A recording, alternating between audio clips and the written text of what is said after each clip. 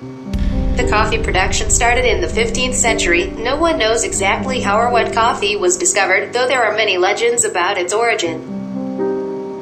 Coffee grown worldwide could trace its heritage back centuries to the ancient coffee forests on the Ethiopian plateau. There, legend says the goat herder Kaldi first discovered the potential of these beloved beans. Kaldi, an Ethiopian who discovered coffee after he noticed that after eating the berries from a certain tree, his goats became so energetic that they did not want to sleep at night. Kaldi found it strange and reported his findings to the abbot of the local monastery, who made a drink with the berries and found that it kept him awake and physically active through the long hours of evening prayer. The abbot shared his discovery with the other monks at the monastery, and knowledge of the energizing berries began to spread out. As words moved east and coffee reached the Arabian Peninsula, it began a journey which would bring these beans across the globe.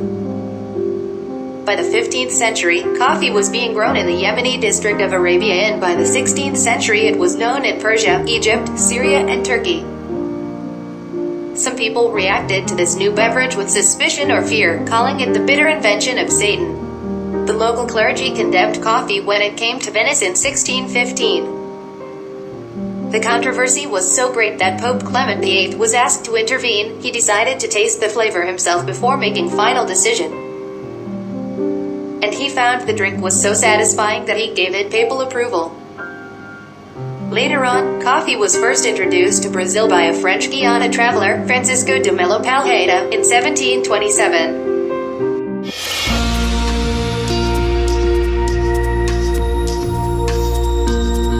E aí, então, deu começar a usar muitas mãos para poder puxar as folhas de café, o café. Começou a agredir muito, queimava, ficava na pele, na carne viva e dava muita coceira. Minha mão saía muito pus, eu não conseguia fechar a mão e abrir a mão.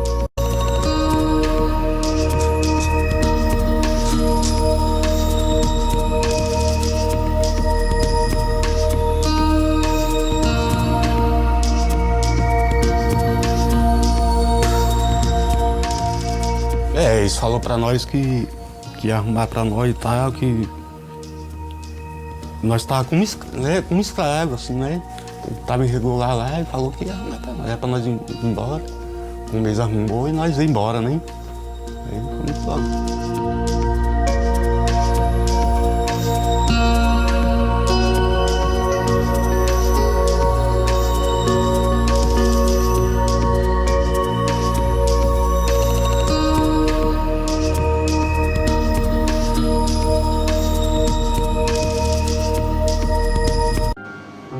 In 1830, Brazil was the largest slave economy in the world, in which there were more slaves than free individuals. Statistically, with the estimation of 300,000 coffee plantations in over 1,950 cities, slaves became the main source of labor needed to plant as well as cultivate coffee beans. During the period of 1501 to 1866, it was estimated that 4.9 million slaves were being acquired from Africa into Brazil. In fact, as coffee gets popular, more slaves are needed to cultivate it.